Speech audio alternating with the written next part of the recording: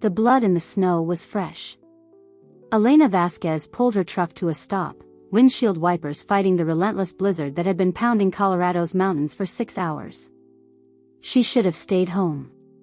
Should have listened to the weather warnings. Should have done a lot of things differently in her 34 years, but here she was, staring at the twisted metal of a black sedan wrapped around a pine tree. Her hands shook as she grabbed the flashlight from her glove compartment. Not from the cold. Elena's hands had been shaking for 8 months now, ever since the Hernandez case. Ever since she'd failed a child so completely that the cry cut through the wind like a blade. A baby. Elena's stomach dropped. She stumbled through knee-deep snow toward the wreckage, her breath coming in sharp puffs. The driver's side door hung open, creaking in the wind. Inside, a woman in her 20s slumped over the steering wheel, dark hair matted with blood. But she was breathing. Barely. "Ma'am? Can you hear me?" Elena's voice cracked. She hadn't spoken to another person in weeks.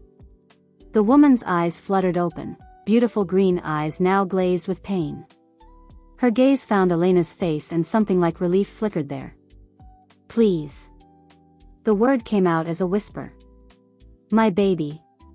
Elena's flashlight beam swept the back seat. There, in a car seat that had somehow stayed secured, was an infant. Maybe 3 months old, wrapped in a pink blanket, crying with the kind of desperation that meant hunger and fear and cold all rolled into one. "I've got her," Elena said, though her heart was hammering against her ribs. "Don't get attached. Don't care. Don't let this matter." But babies always mattered. That was her curse. The woman's hand shot out with surprising strength, gripping Elena's wrist. Her skin was cold as ice, but her grip burned. "Find Marcus Blackthorn," she gasped. Tell him Sophia kept her promise. The baby, she's special. She's..." The grip loosened.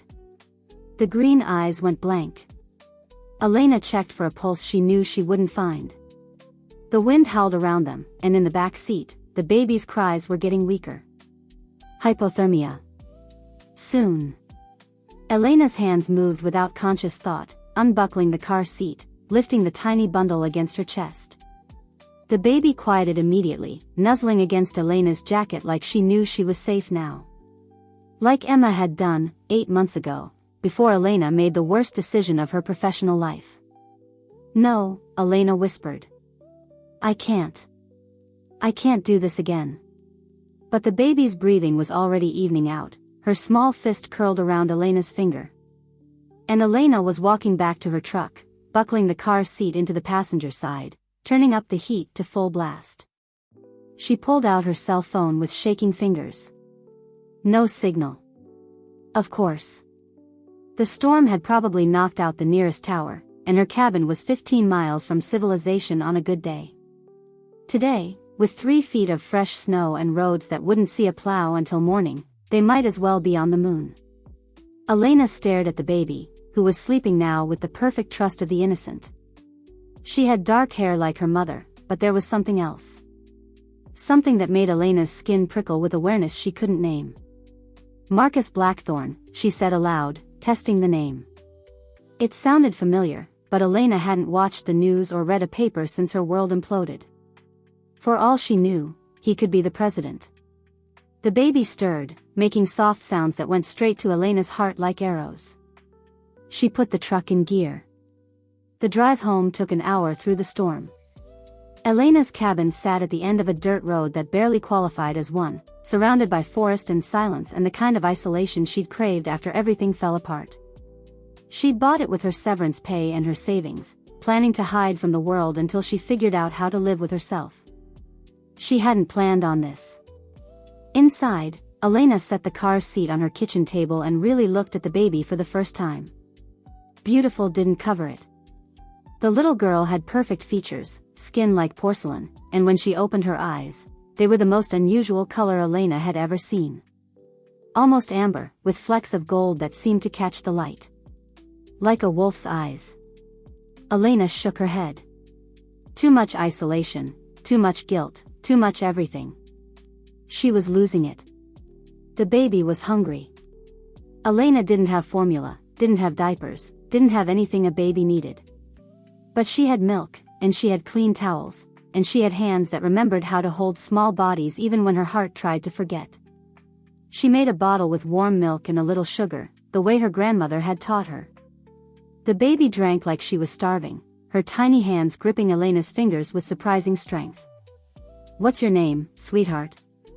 Elena whispered. "Your mama didn't tell me your name." The baby's eyes fixed on hers, and for a moment Elena could swear the little girl was trying to tell her something. Something important. Then the moment passed, and she was just a baby again. A baby whose mother was dead in a snowbank, whose father was probably worried sick, whose entire future depended on a woman who had already proven she couldn't protect the children in her care. Elena tried calling 911 on her landline. Dead. The storm had taken out the phone lines too. She checked her laptop. No internet. She was completely cut off from the world, alone with a baby she had no legal right to keep, no way to contact authorities, and no idea what to do next. The baby finished her bottle and fell asleep in Elena's arms, her breathing deep and even. Safe. Trusting. Elena carried her to the couch and sat there in the firelight, watching the snow pile up against her windows. By morning, they'd be snowed in for days. Maybe longer. "I'm sorry," she whispered to the sleeping child. "I'm sorry your mama's gone. I'm sorry you're stuck with me. I'm sorry I'm probably going to mess this up." But even as she said it, she was adjusting the baby's blanket, making sure she was warm. Even as her mind screamed warnings about attachment and failure and all the ways this could go wrong, her body was already settling into the rhythm of protection. The baby sighed in her sleep, and Elena felt something crack open in her chest. Something she'd tried to seal shut 8 months ago when she'd failed Emma Hernandez so catastrophically that the little girl died because of Elena's mistakes. "Just until the road's clear," she told herself. "Just until I can get you to your father." But looking down at the perfect little face, Elena knew she was lying. Outside, the storm raged on, and somewhere in the world, people were probably looking for this baby.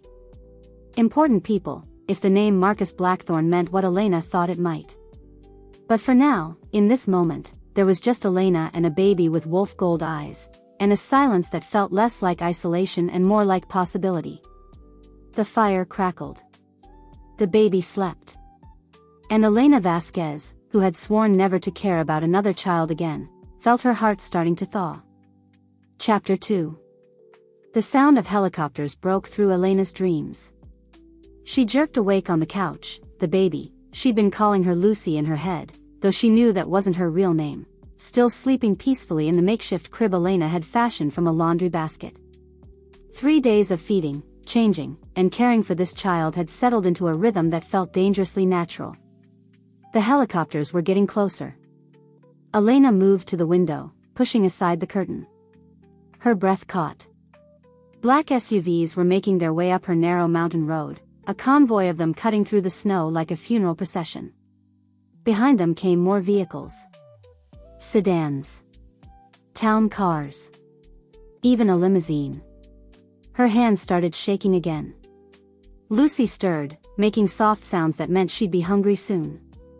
Elena had made 3 trips to her emergency supplies in the basement, rationing the canned milk and praying the roads would clear before she ran out. She'd told herself that any day now, she'd be able to drive down to town, find the police, explain what happened. She'd been lying to herself. Again. The first SUV stopped in front of her cabin. Elena watched through the window as men in expensive black suits climbed out, their breath forming clouds in the frigid air. They moved with military precision, fanning out around her property like they owned it. Like they owned everything. The lead man was tall, silver-haired, with the kind of presence that commanded rooms and boardrooms. He walked up to her front door with the confidence of someone who had never been told no in his life. The knock, when it came, was polite but somehow threatening. Elena's heart hammered as she picked up Lucy, wrapping her in the pink blanket. The baby blinked up at her with those unusual amber eyes, trusting and calm. It's okay, sweetheart, Elena whispered, though nothing about this felt okay. She opened the door. Ms. Vasquez. The silver-haired man's voice was smooth, cultured, and cold as the mountain air. My name is James Blackthorn. I believe you have something that belongs to my family. Elena's mouth went dry. Behind James Blackthorn stood what looked like an army of suits. Some were clearly security, broad-shouldered men with suspicious bulges under their jackets. Others looked like lawyers, accountants, business executives. All of them were staring at the baby in her arms with an intensity that made her skin crawl. I don't know what you mean, Elena said, though the lie tasted bitter. James Blackthorn's eyes flicked to Lucy, and his expression softened for just a moment. Then the mask was back in place. That child is Marcus Blackthorn III, he said. She's been missing for 3 days. The FBI has issued an Amber Alert. There's a nationwide manhunt underway. His voice dropped. And right now, Ms. Vasquez, you're the primary suspect in her kidnapping. The words hit Elena like a physical blow. Kidnapping?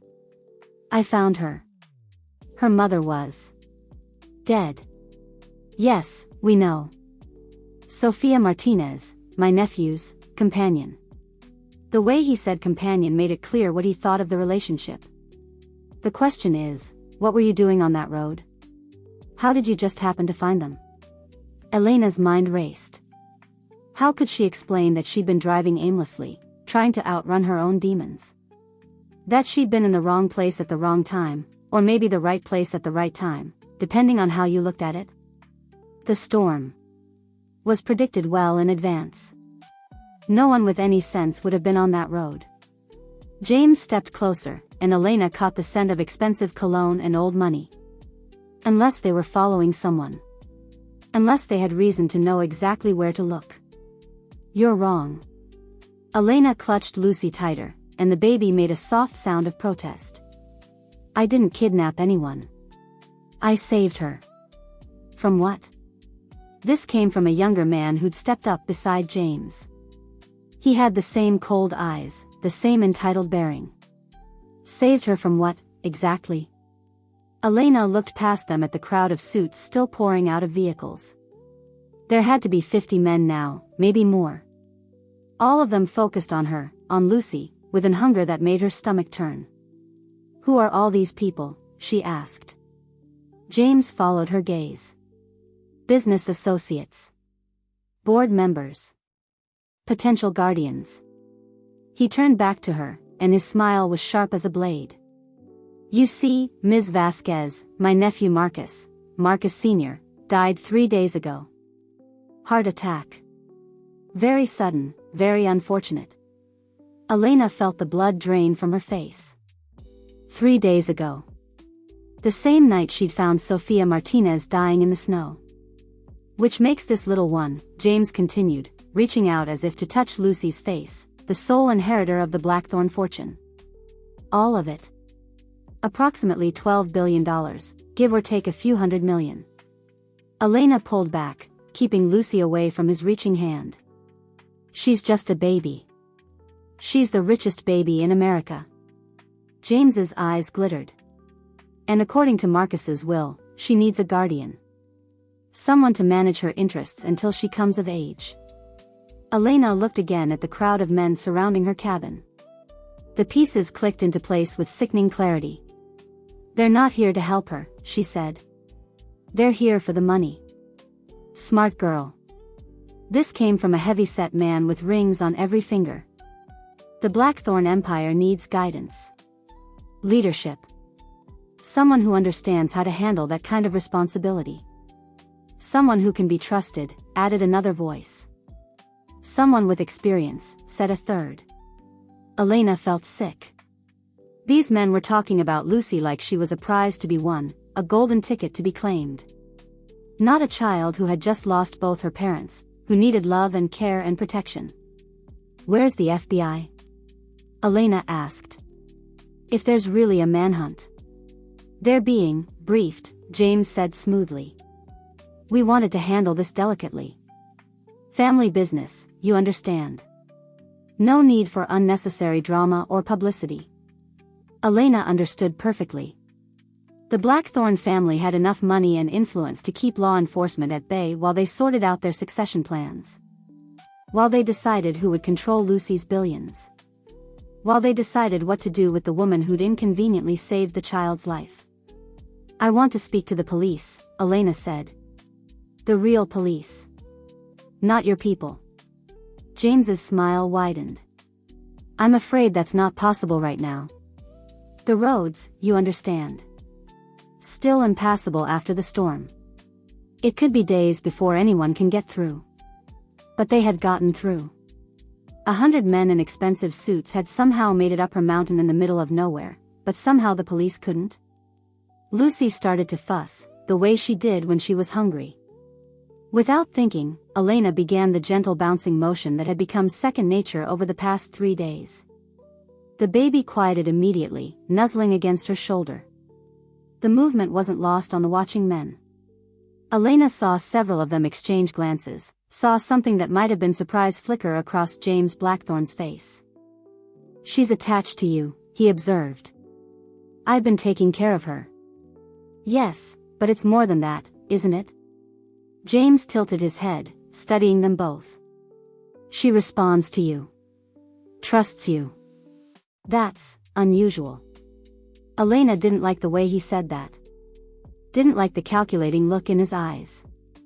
"What do you want?" she asked. "What we want," said the heavy-set man with the rings, "is to discuss arrangements. Compensation for your assistance. Temporary guardianship agreements," added another voice. "Adoption papers," said a third. Elena's head spun. They were talking about Lucy like she was a commodity to be traded, a contract to be negotiated. "She's not for sale," Elena said firmly. "Everything's for sale," James replied. "It's just a matter of price." Lucy chose that moment to let out a hungry cry, and Elena's body responded automatically, shifting to comfort her. The baby settled again, making the soft sounds that meant she felt safe. "Remarkable," murmured James. "In 3 days, you formed a stronger bond with her than most people manage in months." Elena met his eyes. "What's that supposed to mean?" "It means, Ms. Vasquez, that you might be more valuable to us than we initially thought." James glanced at the assembled crowd of suits, then back at her. "And it means that your cooperation in this matter could be very, very profitable for everyone involved." The way he said it made Elena's skin crawl. She looked at the faces surrounding her, hungry faces, greedy faces, faces that saw Lucy not as a child but as a means to an end. "Get off my property," she said quietly. James laughed. "I don't think you understand the situation. You're in possession of stolen property. You've interfered with a federal investigation. You're harboring. I saved her life." "So you say. But who's going to believe that? A disgraced social worker with a history of poor judgment? A woman who already failed one child so badly that—" "Stop." Elena's voice cracked like a whip. "Just stop." But James Blackthorn smiled, because he knew he'd hit his mark. He knew about Emma Hernandez. He knew about Elena's failures, her guilt, her shame. He knew exactly how to break her. Lucy whimpered, sensing the tension, and Elena realized her hands were shaking again. The baby's unusual amber eyes looked up at her with complete trust, complete faith that Elena would protect her. The same way Emma had looked at her, 8 months ago. Elena closed her eyes, feeling the weight of past failures and present impossibilities pressing down on her like an avalanche. When she opened them again, James Blackthorn was still smiling. "Now," he said pleasantly, "shall we discuss terms?" Chapter 3. 8 months ago, Elena had made the worst decision of her professional life. The memory hit her as she stared at James Blackthorn's cold smile, Lucy warm and trusting in her arms. Emma Hernandez had been 6 years old, with dark eyes that held too much knowledge and bruises that her stepfather claimed came from playground accidents. Elena had visited that house 4 times, filed 3 reports, and each time she'd been convinced by smooth explanations and promises of better supervision. She'd wanted to believe Miguel Hernandez could change. She'd wanted to believe that keeping the family together was worth the risk. Emma died on a Tuesday. Internal bleeding from a beating that finally went too far. Elena had attended the funeral in a black dress that felt like a shroud, watching Emma's grandmother sob over a coffin that was far too small. She'd resigned that afternoon, packed her things, and driven until she found a place where no one knew her name or her failures. Now she was holding another child, and another group of powerful men was trying to tell her what was best. Terms, she repeated, looking at James Blackthorn. What kind of terms? Practical ones. James gestured to the crowd of suits behind him. As you can see, there are many interested parties. Many potential guardians who could provide young Marcus with everything she needs. Elena noticed he'd switched to using the masculine name, even though Lucy was clearly a girl. Another power play, another way to assert control. Her name isn't Marcus, Elena said. Her legal name is whatever the courts decide it is. James's voice was patient, like he was explaining something to a slow child. But we're getting ahead of ourselves. First, we need to discuss your role in all this. A black limousine pulled up behind the SUVs, sleek and expensive as a funeral parlor hearse. Elena watched as a driver in full uniform stepped out and opened the rear door. The woman who emerged was stunning in the way that only unlimited money could buy. Blonde hair pulled back in a perfect chignon, designer clothing that probably cost more than Elena's truck, and the kind of posture that came from never having doubted her place in the world. Victoria Blackthorn walked toward them with the fluid grace of a predator, her heels somehow finding purchase on the icy ground. When she reached the porch, she looked at Elena with eyes like blue diamonds, beautiful and absolutely cold. So you're the one who found her, Victoria said. Her voice carried the faintest trace of an accent, something European and expensive. How fortunate. Elena felt Lucy tense in her arms, the baby's breathing quickening. It was subtle, but Elena had become attuned to every shift in the child's mood over the past 3 days. Lucy didn't like Victoria. Smart baby.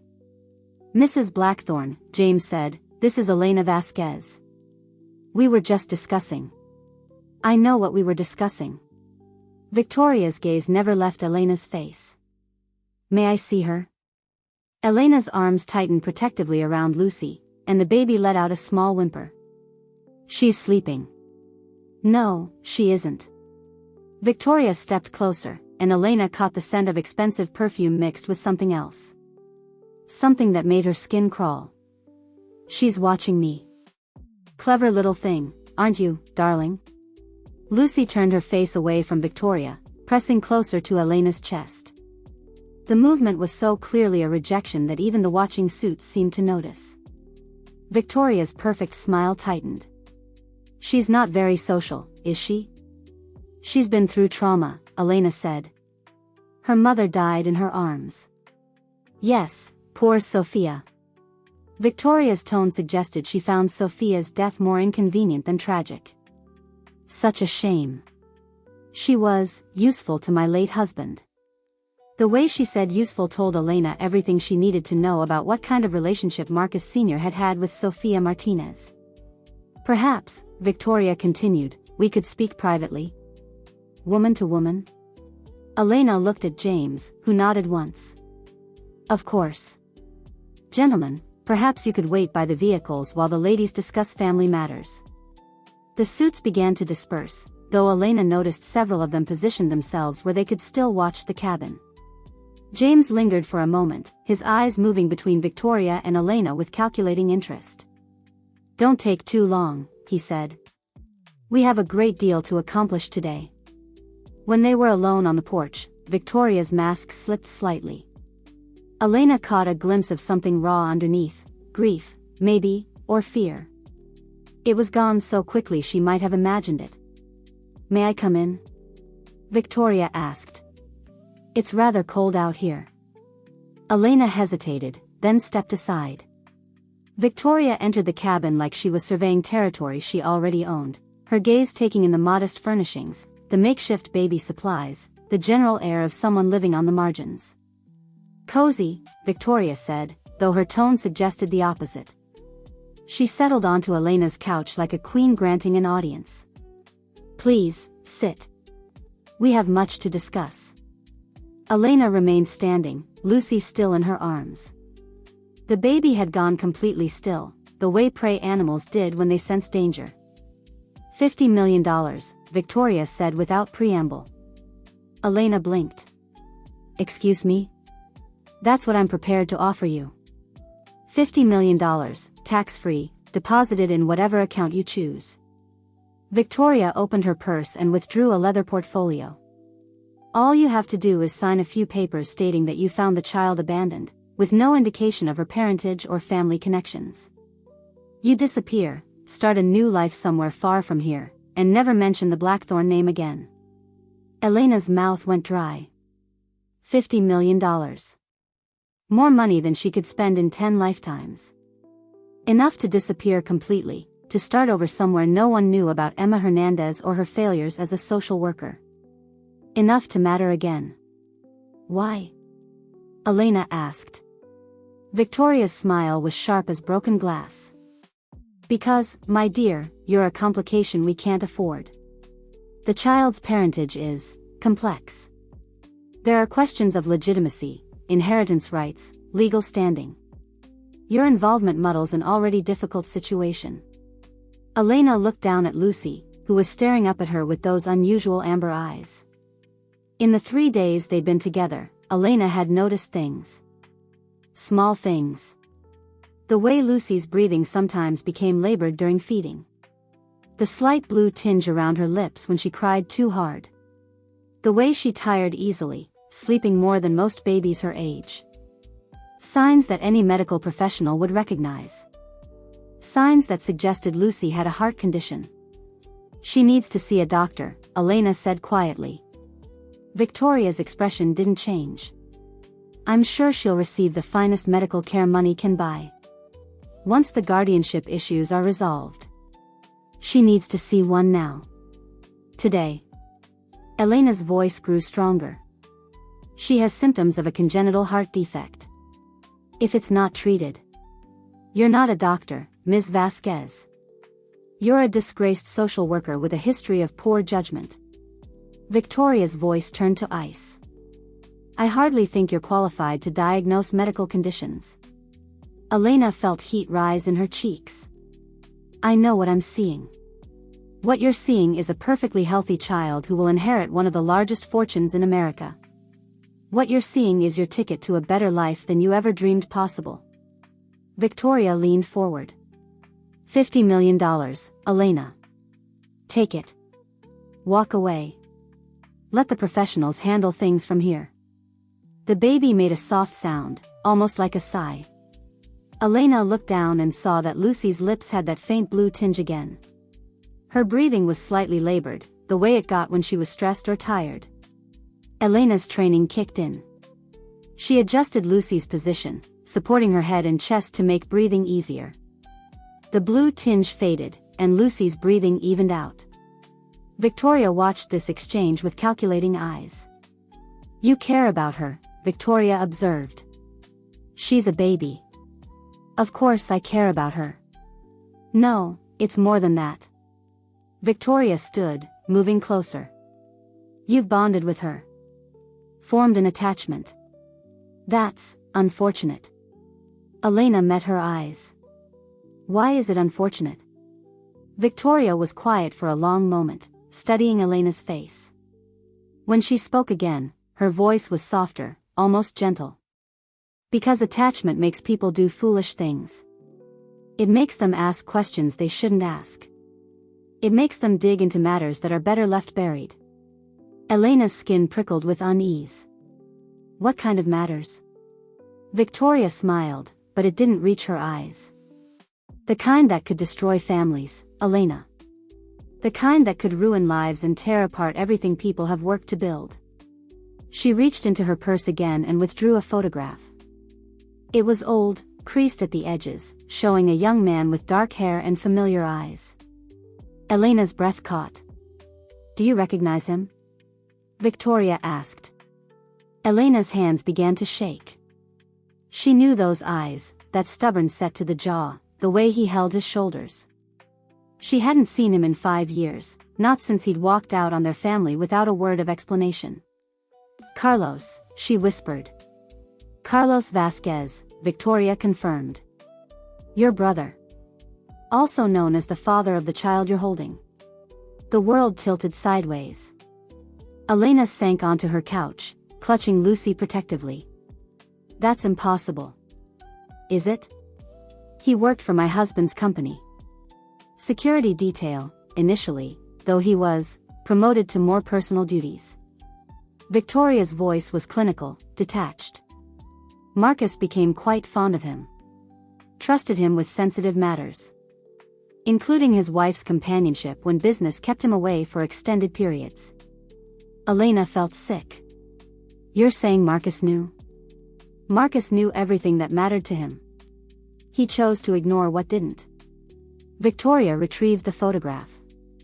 "Carlos left abruptly about a year ago. Right around the time Sophia would have gotten pregnant."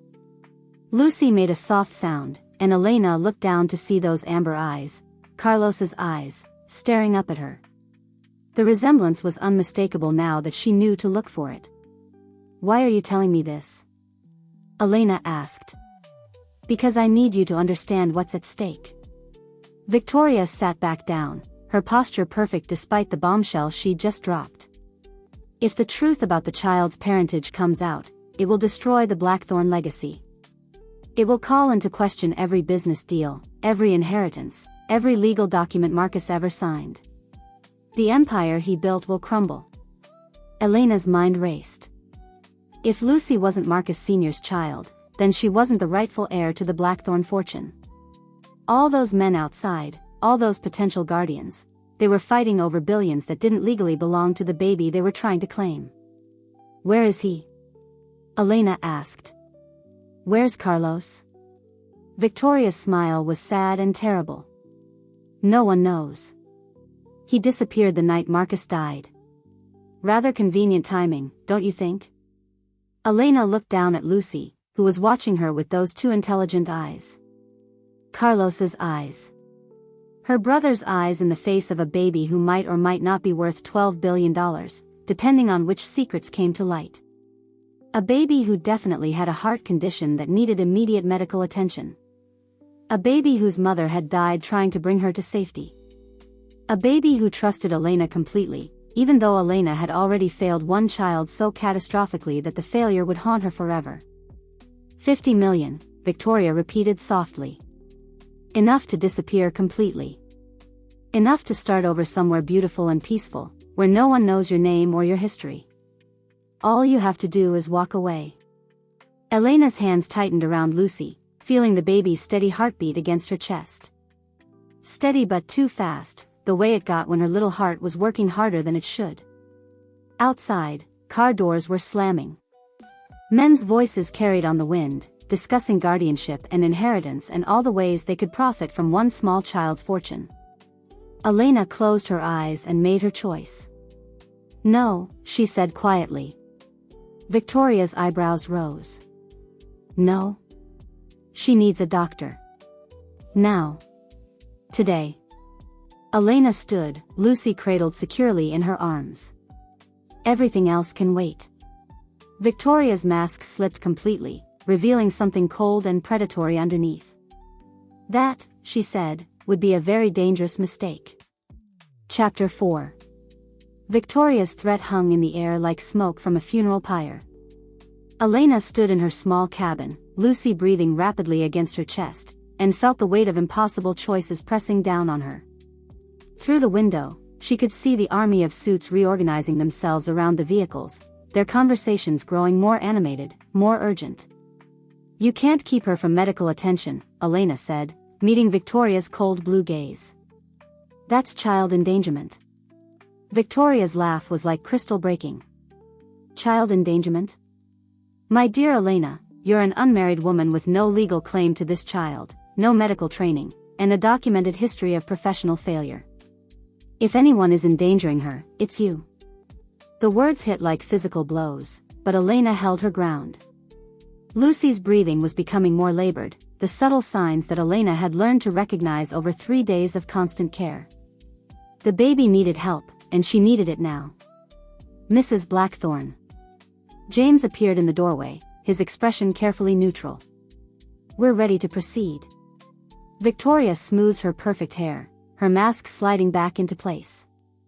"Excellent. Elena, you'll want to witness this. Educational, you might say." Elena had no choice but to follow as Victoria swept out of the cabin like a queen leading a procession. The crowd of suits had arranged themselves in a rough semicircle, and Elena realized with growing horror that they looked like nothing so much as buyers at a livestock auction. James produced a tablet from his briefcase and held it up so everyone could see. "Gentlemen, as you know, we're here to determine the most suitable guardian for Marcus Blackthorn III. Given the complexity of the situation, Mrs. Blackthorn has agreed to consider all reasonable proposals." A heavy-set man with oil-stained hands raised his voice. "Theodore Grayson, Grayson Petroleum. I'm prepared to offer a $10 million trust fund for the child's care, plus guaranteed positions on our board when she comes of age." "Ridiculous," scoffed a thin man in wire-rimmed glasses. "Dr. Harrison Webb, Webb Technologies. We can provide cutting-edge educational opportunities, tech sector connections, and a $20 million development fund." Elena watched in sick fascination as the bidding escalated. These men weren't talking about providing a loving home for an orphaned baby. They were negotiating for control of $12 billion and the business empire that came with it. "30 million, called out a voice from the back. "Plus full political protection and Washington connections." 40 million and guaranteed media silence, countered another. Elena recognized the pattern from her social work days, the kind of custody battles where children became pawns in larger games. But she'd never seen it on this scale, with this much money at stake. Lucy whimpered against her chest, and Elena realized the baby's lips were showing that blue tinge again. She shifted position, trying to ease the child's breathing, but Lucy's distress was growing more obvious. "She needs medical attention," Elena said loudly, cutting through the bidding war. "This child is sick." The suits turned to look at her with expressions ranging from annoyance to outright hostility. She was interrupting their auction. "The child appears perfectly healthy to me," said Theodore Grayson. "Perhaps the current caretaker is simply inexperienced." Elena felt heat rise in her cheeks, but before she could respond, a new voice cut through the crowd. 50 million. Cash. Today. Elena's blood turned to ice. She knew that voice, even though she hadn't heard it in 5 years. Even though the last time she'd seen him, he'd been walking out of their family home with a duffel bag and a promise to call that he'd never kept. Carlos stepped through the crowd of suits like he belonged there, wearing an expensive charcoal suit that probably cost more than Elena's truck. His dark hair was professionally styled, his face tanned and confident. He looked like money now, like success, like everything he'd never been when they were growing up in their grandmother's cramped apartment. He looked like a stranger. Their eyes met across the crowd, and Elena saw the moment he recognized her. Something flickered in his expression, surprise, maybe, or guilt, but it was gone so quickly she might have imagined it. "Carlos Mendoza," he said, introducing himself to the group with a slight nod in Elena's direction. "I represent certain private interests. My offer stands at 50 million, with an additional 20 million education fund and full discretionary trust management." Elena's mouth fell open. Mendoza. He was using their mother's maiden name, distancing himself from the Vasquez family he'd abandoned. Pretending he didn't know her. Pretending he didn't know the baby he was bidding for was his own daughter. 75 million, Theodore Grayson called out, not to be outdone. 100 million, Carlos replied without hesitation. The crowd murmured, impressed despite themselves. Elena felt sick. Her brother was here, bidding on his own child like she was a prize at auction, and he was acting like Elena was a complete stranger. Lucy's breathing became more rapid, her small chest working harder with each breath. Elena looked around desperately, but every face in the crowd showed the same thing: greed, calculation, ambition. No one cared that a baby was struggling to breathe. "Stop this," Elena said, her voice cracking. All of you, just stop. She's not a commodity. She's a sick child who needs help. Victoria moved to Elena's side, her voice honey-sweet and poison-sharp. Perhaps we should let the professionals handle this, dear. You're clearly overwhelmed. I'm not overwhelmed, I'm watching a child suffer while you people play games. Elena's voice rose, carrying across the mountain air. She has a heart condition. She needs to see a cardiologist, not listen to you auction off her future. Heart condition? Dr. Harrison Webb stepped forward, his clinical interest engaged. What symptoms? Elena felt a moment of hope. Finally, someone who might actually care about Lucy's health. Labored breathing, especially when stressed. Blue discoloration around the lips. Fatigue. She sleeps more than she should and tires easily during feeding. Dr. Webb nodded thoughtfully. Classic signs of a septal defect, possibly. Or patent ductus arteriosus. Either way, you're right, she needs immediate evaluation. Which she'll receive, Victoria interjected smoothly, once the guardianship issues are resolved. These medical concerns, while touching, don't change the legal realities. Carlos was watching this exchange with the same calculating expression Elena remembered from their childhood, the look he got when he was working out all the angles, figuring out how to turn a situation to his advantage. Actually, he said, his voice carrying that same confidence Elena had once admired and now found sickening, they do change things. If the child has a serious medical condition that affects her long-term value as an investment. Elena wanted to scream. He was talking about his own daughter's health in terms of investment potential. However, Carlos continued, I'm prepared to increase my offer to $150 million, with full medical coverage and specialists on retainer. My associates have extensive experience in healthcare management. The way he said associates sent a chill down Elena's spine. In the old neighborhood, people who had associates usually weren't running legitimate businesses. That's quite generous, James said, though his tone suggested he was fishing for something. And you are. Someone who understands the value of proper care, Carlos replied smoothly. Both medical and security related. The Blackthorn heir will need protection from those who might wish to exploit her condition. Elena saw Victoria and James exchange a look, quick, meaningful, worried. There was something about Carlos that made them nervous, and Elena was beginning to understand why. Her brother hadn't just walked away from the family 5 years ago. He'd walked into something much darker, much more dangerous. The expensive suit, the casual mention of hundreds of millions in cash, the associates, it all painted a picture Elena didn't want to see. Lucy made a small, distressed sound, and Elena looked down to see the baby's lips had turned distinctly blue. This wasn't stress anymore. This was a medical emergency. That's it, Elena said, turning toward her truck. I'm taking her to the hospital. I'm afraid that's not possible, Victoria said, and suddenly there were men in suits blocking Elena's path. Big men with suspicious bulges under their jackets. You can't stop me from getting medical help for a sick child, Elena said, but her voice sounded weaker than she'd intended. We can and we will, James replied. You have no legal standing here, Ms. Vasquez. The child stays until the guardianship issues are resolved. Elena looked around the circle of faces, greedy, calculating, indifferent to Lucy's suffering. Even Carlos, her own brother, was watching with the detached interest of someone evaluating a business deal. But then Lucy let out a cry that was different from her usual fussing. Sharper, more distressed. Her little body went rigid in Elena's arms, and her breathing became rapid, shallow gasps. She's in distress, Dr. Webb said, his clinical demeanor sharpening into something like concern. This needs immediate attention. Carlos stepped forward, and for a moment Elena saw something that might have been genuine worry flicker across his features. Perhaps we should, he began. No.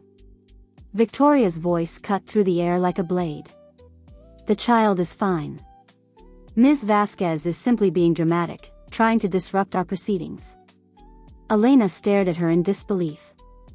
Lucy was clearly struggling, her breathing becoming more labored by the minute, and Victoria was dismissing it as drama.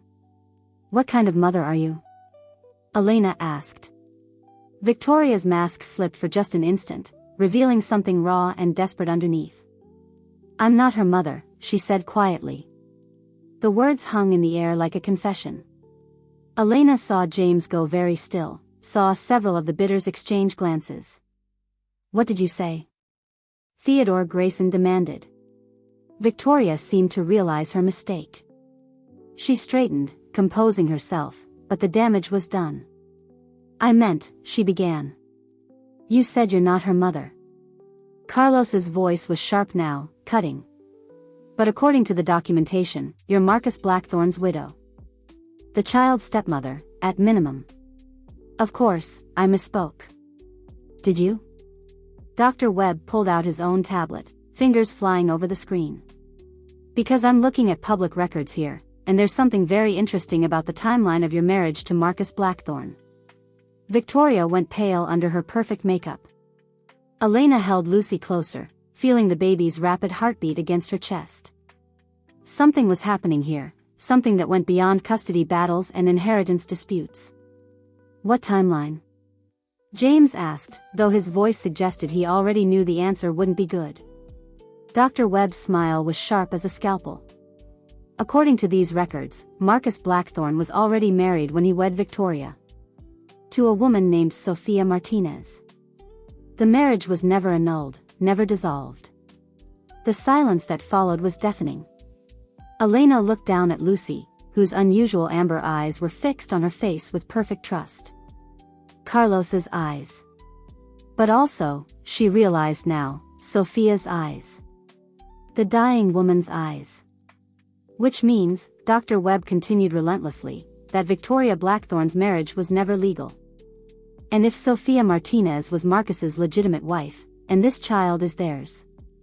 He didn't need to finish the sentence.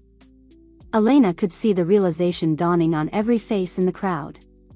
Lucy wasn't just an heir to the Blackthorn fortune. She was the only legitimate heir. And Victoria, beautiful, cold, calculating Victoria, was nothing but a very expensive fraud. Elena felt Lucy's breathing ease slightly, as if the baby sensed that the tide was turning in her favor. But Elena also saw the expression on Victoria's face, and she knew with sudden, terrible clarity that they were all in much more danger than she'd realized. Victoria Blackthorn had been willing to pay $50 million to make Elena disappear. How much more would she pay to make sure the truth about her fraudulent marriage never came to light? Chapter 5. The revelation hung in the mountain air like a death sentence. Elena watched Victoria's perfect composure crack, saw the moment when calculation replaced shock in those cold blue eyes. Around them, the crowd of suits began to murmur, the implications of Dr. Webb's discovery rippling through the group like wildfire. If Victoria's marriage was fraudulent, then every business deal, every contract, every legal document bearing her signature was potentially invalid. The Blackthorn Empire wasn't just facing a succession crisis, it was facing complete collapse. "That's impossible," Victoria said, but her voice had lost its earlier confidence. Sophia Martinez was Marcus's employee. Nothing more. "Employment records can be falsified," Dr. Webb replied, still scrolling through his tablet. "Marriage certificates are harder to fake, especially when they're filed in multiple jurisdictions." He looked up, his clinical smile sharp as a blade. "Your husband was thorough, Mrs. Blackthorn. Or should I say, MS. Enough." James stepped forward, his face pale but determined. "These allegations are serious and require proper legal review. I suggest we adjourn until..." "No." Carlos's voice cut through the discussion like a whip. "We finish this now." Elena stared at her brother, seeing something she'd never seen before in his face. Not the calculating ambition or the cold confidence, but something raw and desperate. Something that looked almost like grief. Lucy made a soft, distressed sound, and Elena looked down to see the baby's breathing had become even more labored. The blue tinge around her lips was more pronounced now, and her small chest was working hard with each breath. "She needs a hospital," Elena said urgently. "Whatever else is happening here, This baby needs medical attention now. Actually, Carlos said, his eyes never leaving Victoria's face, I think she needs to get away from someone who's been slowly killing her. The words fell into the crowd like stones into still water. Elena felt her heart stop. What did you say? She whispered. Carlos reached into his jacket, and immediately half a dozen hands moved toward concealed weapons. But what he pulled out wasn't a gun, it was a small glass vial, half empty, with a prescription label. Digitoxin, he said, holding it up so everyone could see. Heart medication. In the right dose, it treats cardiac conditions. In the wrong dose, it causes exactly the symptoms your baby has been showing. Elena's blood turned to ice. You're saying she's been poisoned? I'm saying someone's been giving her just enough digitoxin to make her sick, but not enough to kill her quickly. Someone who needed her to appear to have a legitimate heart condition while they arranged for her disposal. Elena's gaze snapped to Victoria, who had gone very still. Too still. Where did you get that? Victoria asked, her voice carefully controlled. From your purse, Carlos replied. While you were inside making your generous $50 million offer to my sister. Sister. The word hung between them like a bridge neither of them knew how to cross. Elena saw recognition flicker through the crowd. The suits were putting together the family connection, realizing that Carlos had as much claim to Lucy as anyone. More, if he was really the father. Your sister? Theodore Grayson's voice was sharp with interest. You're related to the woman who found the child? Elena Vasquez is my sister, Carlos said, still holding the vial of digitoxin. And Lucy, the baby she's holding, is my daughter. The admission sent another shock wave through the crowd.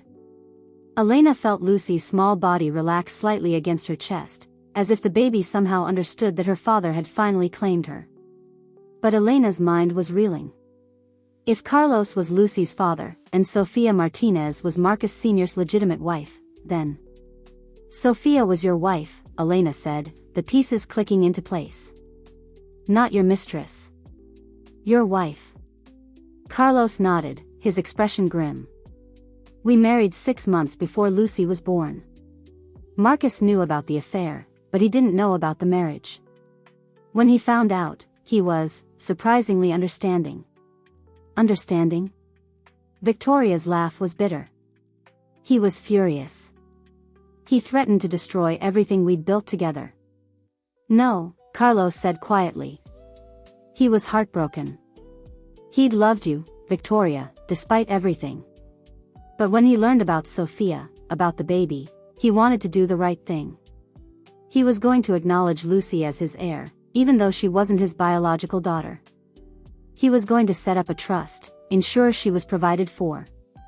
Elena looked between them, trying to follow the complex web of relationships and betrayals. But he died before he could change his will. He died because he planned to change his will, Carlos corrected. Victoria couldn't let that happen. Too much money at stake. Too many people depending on the Blackthorn fortune staying in the right hands. Victoria's mask finally slipped completely, revealing the cold predator underneath. You have no proof of any of this. Don't I? Carlos pulled out his phone, tapped the screen, and suddenly Marcus Blackthorn Sr.'s voice filled the mountain air. Victoria, we need to talk. I've made a decision about the child. I'm going to acknowledge her, provide for her. It's the right thing to do, regardless of biology. She's innocent in all this. The recording continued, Marcus's voice tired but determined. I've already contacted my lawyers.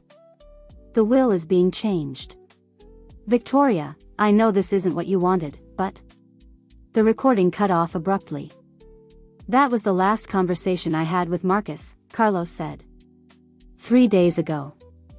6 hours before he died of a convenient heart attack. Elena felt sick. You think she killed him? I think Marcus Blackthorn was a healthy 60-year-old man who had just passed a complete physical. I think his heart attack was as convenient as Sofia's car accident was supposed to be. Victoria's composure was cracking, but she wasn't finished yet. Even if any of this were true, you abandoned your wife and child. You ran away and left them defenseless. What kind of father does that make you? Elena saw Carlos flinch, saw the guilt she'd been carrying for 5 years reflected in his face. The kind who gets a phone call in the middle of the night, Carlos said quietly. The kind who gets told that if he doesn't disappear immediately, his wife and unborn child will have a very unfortunate accident. The kind who believes that staying away is the only way to keep them safe. Elena's heart clenched. She threatened them. She threatened everyone I cared about. My wife, my child, my family. Carlos's eyes found Elena's. You. She knew about you, Elena. Knew where you worked, where you lived. She made it very clear that if I didn't vanish completely, you'd be the first to pay the price. Elena felt the ground shifting beneath her feet. 5 years ago, Carlos had walked out without explanation, leaving their grandmother to die alone while Elena struggled to hold their fractured family together.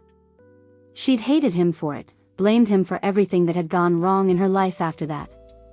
But if he'd been trying to protect them? I had to make you hate me, Carlos continued, his voice breaking slightly. I had to make sure you wouldn't come looking for me, wouldn't try to find me. It was the only way to keep you safe. Lucy made a soft sound, and Elena looked down to see the baby's breathing had eased slightly. Without the digitoxin being regularly administered, her symptoms were already beginning to improve. How long has she been poisoning her? Elena asked. Probably since birth, Carlos replied. Small doses, administered through formula or medication. Just enough to make her appear sick, weak, less valuable as an heir. Elena's arms tightened protectively around Lucy. The baby she'd been caring for wasn't just sick, she was being murdered, slowly and deliberately, by a woman who saw her as nothing more than an obstacle to a fortune. But why keep her alive at all? Elena asked. If Victoria wanted her gone. Because a baby who dies mysteriously raises questions, Dr. Webb said, his clinical mind working through the problem. But a baby who dies from a known heart condition, after being in the care of an unstable woman with a history of child welfare failures? That's just tragic. Elena felt the blood drain from her face. She was setting me up. From the moment you found Sophia's car, Carlos confirmed. Victoria arranged for you to be on that road, in that storm. She made sure you'd be the one to find them. That's impossible. I was driving randomly, trying to outrun your guilt about Emma Hernandez, Carlos finished. Victoria knew about that case, Elena. She knew your patterns, your routes, your schedule. She knew exactly how you'd react to a story about a child in danger. Elena's knees went weak. The storm wasn't random. Weather can be predicted days in advance. Routes can be calculated. People can be manipulated. Carlos's voice was gentle but relentless. Victoria needed someone to find Sophia and the baby. Someone with no legal standing, no credibility, someone who could easily be discredited if necessary. Someone who could be blamed when the baby died, Elena whispered. Victoria had been quiet during this exchange, but now she stepped forward, her beautiful face twisted with rage and desperation. You think you're so clever, she said to Carlos. But you're forgetting something important. Even if everything you've said is true, even if you can prove it, you're still a criminal. Your associates aren't exactly the type to testify in court. Carlos smiled, but it wasn't a pleasant expression. No, they're not. But they are the type to collect evidence. Insurance, you might call it. He pulled out another device, a small recording unit that had been running the entire time. Every word you've said here has been recorded. Every admission, every threat, every reveal of guilt. My associates may not be choir boys, Victoria, but they're very good at their jobs. Elena looked around the crowd of suits, seeing new understanding in their faces. These men had come here to bid on a child's future, but what they'd found instead was evidence of fraud, murder, and conspiracy that reached into the highest levels of American business and society. Evidence that could destroy them all if it came to light. Evidence that made them all witnesses to crimes they couldn't afford to acknowledge. Lucy stirred in Elena's arms, her breathing steadier now, her color improving as the digitoxin worked its way out of her system. The baby's amber eyes, so like Carlos's, so like their father's, looked up at Elena with perfect trust. Elena realized that Lucy wasn't just Carlos's daughter. She was Elena's niece. Family. The family Elena had thought she'd lost when Carlos walked away 5 years ago. So what happens now? Elena asked, looking between her brother and the woman who had tried to kill his child. Carlos's smile turned predatory. Now, Victoria, we discuss terms. Real terms. The kind that involve confessions and plea bargains and very long prison sentences. Victoria's laugh was like breaking glass. You think I'm going to prison? You think any of this matters? I have resources, connections, power that you can't even imagine. I'll destroy all of you before I let some jumped-up criminal and his disgraced sister take what's mine. Elena felt Lucy tense in her arms, the baby somehow sensing the hatred and desperation radiating from Victoria. It was never yours, Elena said quietly. None of it. The money, the power, the empire, it all belongs to her now. She looked down at Lucy, who was watching the adults with those two intelligent amber eyes. And I'm going to make sure she lives long enough to claim it. Victoria's expression turned murderous. We'll see about that. Elena realized with cold clarity that Victoria Blackthorn wasn't going to go quietly. She was going to fight for what she saw as hers, and she was going to use every weapon at her disposal. Including the 100 men in expensive suits who had come here to bid on a child's future, and who now found themselves witnesses to secrets that could destroy them all. The auction was over. The war was just beginning. And somewhere in the gathering darkness, Elena could hear the sound of more vehicles approaching. Chapter 6. The sound of approaching vehicles grew louder, but Elena barely heard them over the pounding of her own heart. Lucy was her niece. Her brother's child. The baby she'd been caring for, protecting, falling in love with despite every wall she'd built around her heart. Lucy was family in ways that went deeper than law or guardianship or billion-dollar inheritances. Around them, the crowd of suits was beginning to fracture. Elena watched Theodore Grayson pull out his phone, speaking in urgent, hushed tones. Dr. Webb was backing toward his vehicle, his tablet clutched against his chest like armor.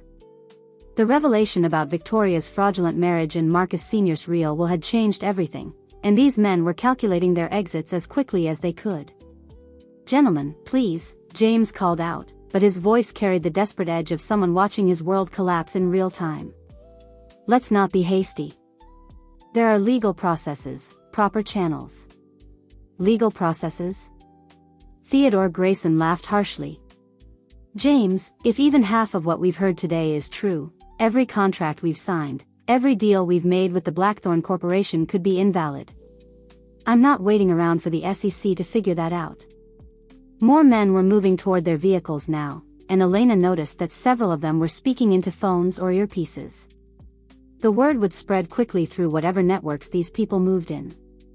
By nightfall, the Blackthorn Empire would be under assault from every direction. Victoria watched this exodus with the expression of a general watching her army desert. But there was something else in her face, a cold calculation that made Elena's skin crawl. Carlos, Victoria said, her voice carrying clearly across the clearing, perhaps we should discuss this privately. I believe we can reach an arrangement that benefits everyone. Carlos moved closer to Elena, positioning himself between her and Victoria. I think we've heard enough of your arrangements. Have you? Victoria's smile was sharp as broken glass. Because I have one more offer to make. One final deal that might save us all a great deal of unpleasantness. Elena felt Lucy shift in her arms, the baby's breathing steady now, her color improving by the minute as the digitoxin worked its way out of her system. Looking down at that perfect little face, Carlos's eyes, Sophia's delicate features, Elena felt something she hadn't experienced in 8 months. Hope. Not just for justice or revenge, but for something she'd thought was lost to her forever. The chance to be someone's mother. To protect and nurture and love without reservation.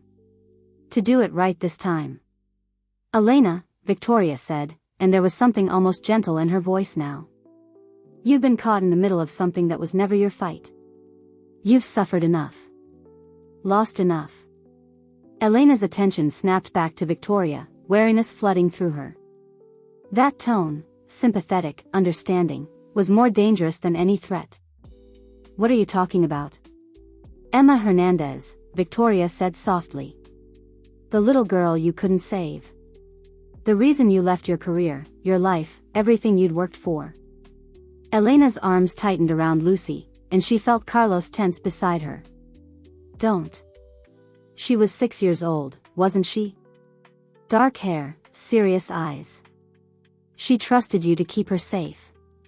Victoria's voice was hypnotic, relentless. But trust isn't enough sometimes, is it? Sometimes the system fails. Sometimes good people make impossible choices and children pay the price. Stop, Elena whispered, but Victoria continued as if she hadn't heard. It wasn't your fault, Elena. You know that, intellectually. But knowing and feeling are different things, aren't they? The guilt still wakes you up at night. Still makes your hands shake when you hold a child. Elena's hands were shaking now, and Lucy made a soft sound of protest at the tightening grip. Here's what I'm offering, Victoria said, stepping closer. Full legal adoption. Elena Vasquez becomes Lucy's mother, not just her caretaker. $100 million trust fund for the child's care and education. Legal immunity for your questionable actions over the past few days. A chance to start over, to be the mother you never got to be. Elena's heart hammered against her ribs. $100 million. Legal motherhood. The chance to give Lucy everything she could ever need or want. The chance to finally, save a child instead of failing one. What's the catch? Carlos asked, his voice sharp with suspicion. Victoria's smile widened. Elena simply needs to testify that during your confrontation here today, you became violent. That you assaulted her, threatened the child. Self-defense, really. Completely understandable given the circumstances. Elena felt the blood drain from her face. You want me to lie? I want you to help the authorities understand that Carlos Mendoza, or Vasquez, whatever name he's using these days, is a dangerous criminal who has been terrorizing you and threatening your safety. The recordings he made? Inadmissible. The evidence he claims to have? Fruit of a poisonous tree, gathered through illegal surveillance. Carlos stepped forward, his face dark with anger. Elena, don't listen to her. With Carlos in prison for assault and harassment, Victoria continued, ignoring him, his claims about paternity become much less credible. His criminal associates become much less willing to support his version of events. And you, Elena, become the grieving woman who rescued an abandoned child and fought to protect her from dangerous men. Elena's mind raced. If Carlos went to prison, if his evidence was dismissed, then Victoria's version of events would stand. The slow poisoning, the fraudulent marriage, the murder of Mark Sr., all of it would disappear into legal technicalities and prosecutorial discretion. But Lucy would be safe. Lucy would be hers, legally and completely. Lucy would never want for anything, never be endangered by custody battles or inheritance disputes or the machinations of people who saw children as assets to be managed. Think about it, Elena, Victoria said softly. You could give this child everything. Love, security, a future free from all this ugliness. All you have to do is walk away from a brother who abandoned you when you needed him most. Elena looked at Carlos, seeing the desperation in his face. Seeing the way his hands clenched and unclenched, the way his jaw worked as he fought back words that might make things worse. Seeing the brother who had walked out on their family 5 years ago, leaving her to handle their grandmother's death and their father's drinking and the slow collapse of everything she'd thought she could count on. But also seeing the man who had given up everything, his wife, his child, his freedom, to keep the people he loved safe from a monster in designer clothing. Elena, Carlos said quietly, I know I hurt you. I know you don't owe me anything. But Lucy is innocent in all this. She deserves the truth. She deserves a mother who can protect her, Victoria countered. A mother who won't have to worry about criminal investigations or inheritance disputes or men with guns showing up at her door. A mother who can give her a normal life. Lucy stirred in Elena's arms, making the soft sounds that meant she was waking up. Elena looked down into those amber eyes, so like Carlos's, so like their father's, and felt her heart break and heal at the same time. A normal life. That's what she'd wanted for herself after Emma died. Quiet, safe, predictable. A life where she couldn't fail anyone because she didn't try to save anyone. But holding Lucy, feeling the baby's trust and warmth, Elena realized she didn't want normal anymore. She wanted this. This fierce, protective love that made her hands steady instead of shaking. This sense of purpose that had nothing to do with professional obligations and everything to do with the most basic human instinct, the need to protect the innocent. How long do I have to decide? Elena asked. Victoria's smile was triumphant. The offer expires when the authorities arrive. Which, given the calls that have been made in the last few minutes, should be very soon. Elena could hear the vehicles getting closer now, and she realized with a chill that some of them might not be police. Theodore Grayson and Dr. Webb and the other bidders had resources, connections, reasons to want this situation resolved quietly and permanently. Elena, Carlos said urgently, you need to know something. About why you can't. Can't what? Elena asked, but Carlos's words were drowned out by the sound of car doors slamming. Men in dark suits were spreading out around the clearing, but these weren't the same men who had arrived earlier. These men moved with military precision, their eyes scanning for threats, their hands hovering near concealed weapons. Elena recognized the look from her social work days. Private security. The kind that wealthy families hired when they needed problems to disappear. Mrs. Blackthorn, one of them called out, we're here to escort you safely off the premises. Victoria's mask of concern evaporated, replaced by cold satisfaction. Thank you, Mitchell. I was just concluding my business here. Elena realized with growing horror that this had all been theater. The bidding war, the revelations, the offers and threats, all of it designed to keep them here, trapped, until Victoria's people could arrive to clean up the mess. Elena, Carlos said quietly, his hand moving toward his jacket, when I say run, you take Lucy and you run. Don't look back, don't hesitate. Just run. I'm not leaving you, Elena said. You have to. Lucy needs her father, Elena interrupted, and saw surprise flicker across Carlos's face. I've spent 8 months running from my mistakes. I'm not running anymore. Victoria laughed, the sound carrying clearly across the mountain air. How touching. A family reunion. Mitchell, I think we can consider this situation resolved. The man called Mitchell nodded and gestured to his team. They began moving closer, surrounding Elena, Carlos, and the remaining stragglers from the earlier bidding war. Elena looked down at Lucy, who was awake now, those amber eyes fixed on Elena's face with perfect trust.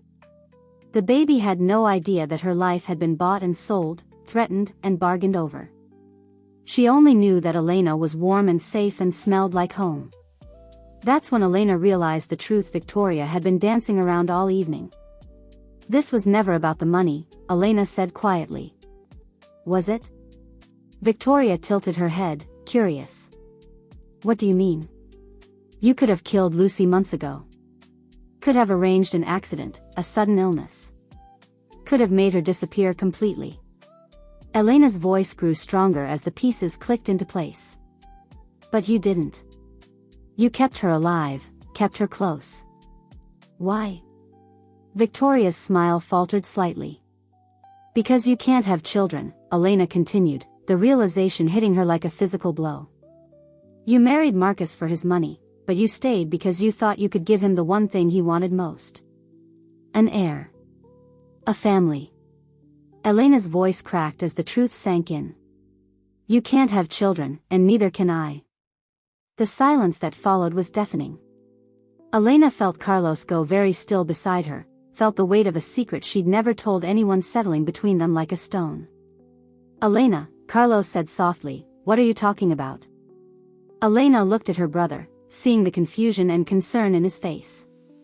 She'd never told him about the attack, about the weeks in the hospital, about the doctor's careful explanations of internal damage and reproductive complications. She'd never told him that Emma Hernandez wasn't just the child she'd failed to save, she was probably the last child Elena would ever have the chance to save. 5 years ago, Elena said, her voice barely audible, there was an incident. A case I was working on. The father didn't appreciate my involvement in his family's affairs. Carlos's face went white as understanding dawned. The damage was extensive, Elena continued. The doctor said I'd never be able to carry a child to term. She looked down at Lucy, who was watching her with those perfect amber eyes. This baby, Elena whispered, she's the only chance I'll ever have to be someone's mother.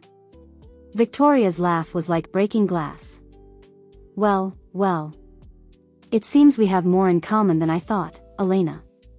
We're both women who want something we can never have. Elena met Victoria's eyes, seeing the desperate hunger there, the same ache that had been eating at Elena's heart for 8 months.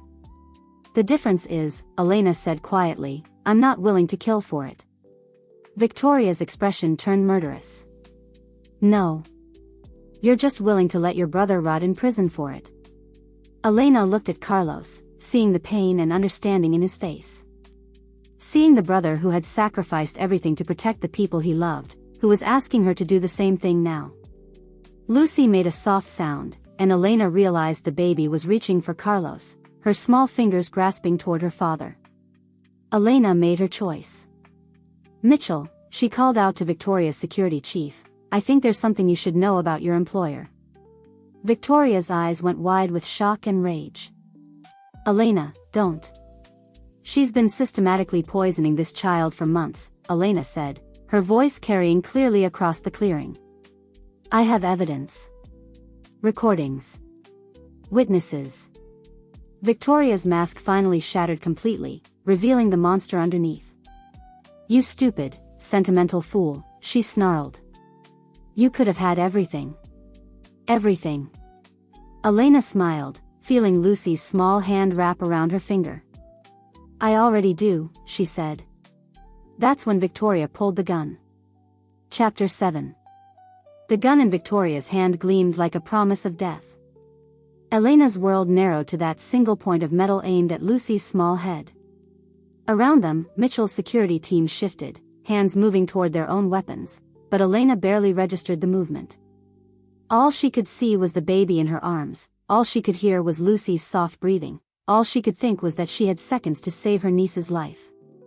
Victoria, Carlos said, his voice carefully controlled, put the gun down. There are witnesses. Too many people watching. Victoria's laugh was sharp as breaking glass. Witnesses to what? A tragic accident? A desperate woman who snapped under pressure and threatened an infant? Poor Elena, driven mad by guilt over her past failures, finally showing her true colors. Elena felt Lucy tense in her arms, the baby somehow sensing the danger. Those amber eyes, so like Carlos's, so trusting, looked up at Elena with perfect faith that she would keep them safe. The same way Emma Hernandez had looked at her 8 months ago.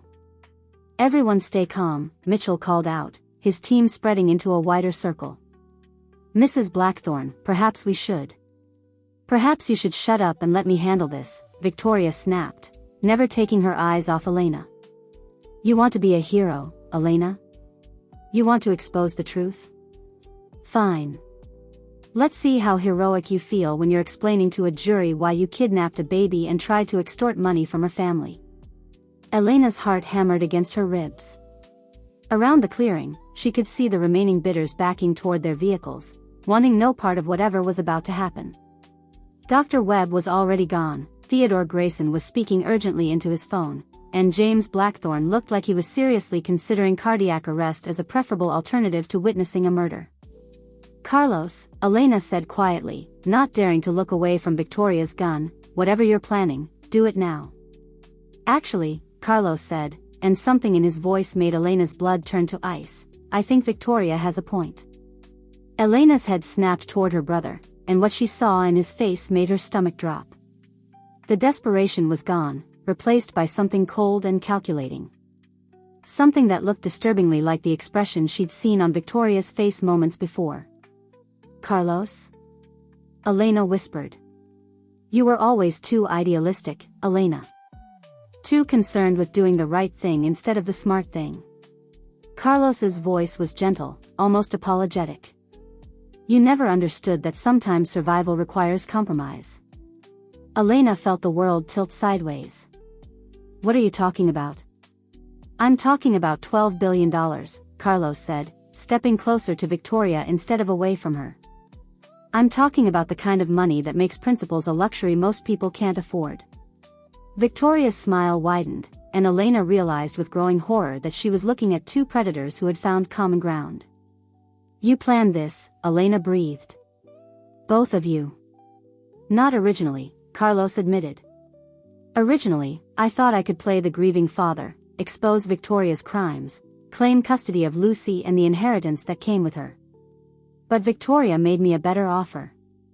Elena's arms tightened around Lucy, and the baby made a soft sound of protest. "What offer?" 50-50 split, Victoria said, her guns still trained on them but her posture slightly more relaxed. "Carlos gets to disappear with the child and a considerable portion of the Blackthorn fortune. I get to maintain my position and clean up the loose ends." Elena stared at her brother, seeing a stranger in the face she'd known all her life. "Lucy is your daughter." "She's your child, Carlos." "She's my meal ticket," Carlos corrected. "Do you have any idea what it's like, Elena? Growing up poor, watching other people have everything while you have nothing? I'm not making that mistake with her. She's going to have every advantage money can buy. In some foreign country where no one can find her," Elena said, the pieces clicking into place with sickening clarity. "Where no one can challenge your claim to her inheritance." "The Cayman Islands have excellent private schools," Carlos said with a shrug. "Switzerland has amazing healthcare. Lucy will want for nothing. Except love. Except a family who actually cares about her instead of her bank account." Carlos's expression hardened. "Love doesn't pay for college, Elena. Love doesn't buy safety or security or opportunity. Money does." Elena looked between her brother and Victoria, seeing the same hunger in both their faces. The same cold calculation that reduced a baby to a commodity, a human life to a financial asset. "How?" Elena asked. "How are you going to explain her disappearance?" Victoria's smile was sharp as a blade. "Simple. You killed her." Elena's blood turned to ice. "What?" "You're an unstable woman with a history of professional failure and personal trauma," Victoria continued conversationally. "You kidnapped the Blackthorn heir, made impossible demands, and when confronted with the truth about your crimes, you snapped. You harmed the child in a fit of rage, then tried to cover it up." Elena shook her head, backing away from both of them. "No one will believe that. Won't they?" Carlos pulled out his phone, and Elena heard her own voice echoing across the clearing. "Can't take her from me. She's mine now. I won't let anyone hurt her." It was her voice, but the words were cut and spliced, taken out of context from conversations over the past few days. Edited to sound like the ravings of an unhinged kidnapper instead of the protective instincts of someone who cared. "Technology is wonderful," Carlos said, pocketing the phone. "Amazing what you can do with a few recordings and the right software." Elena felt Lucy's small body trembling against her chest, the baby picking up on the tension and fear radiating from the adults around her. Those perfect amber eyes looked up at Elena with the same trust they'd shown from the beginning, the same faith that Elena would keep her safe. Elena had failed Emma Hernandez. She would not fail Lucy. "Mitchell," she called out to Victoria's security chief, "are you really going to stand there and watch them murder a baby?" Mitchell's expression didn't change. "I'm going to stand here and watch Mrs. Blackthorn resolve a family crisis." Elena realized with cold certainty that Mitchell and his team weren't just security, they were accessories to murder. They'd done this before, cleaned up messes for wealthy clients who needed problems to disappear permanently. "The other bidders," Elena said desperately. "They heard everything. They know the truth. The other bidders, Victoria replied, have their own reasons for wanting this situation resolved quietly. Dr. Webb has government contracts that depend on his discretion. Theodore Grayson has environmental violations that could bankrupt his company if they came to light. They'll forget everything they heard here today. Elena looked around the clearing, seeing the last of the expensive cars pulling away, the witnesses disappearing into the gathering dusk.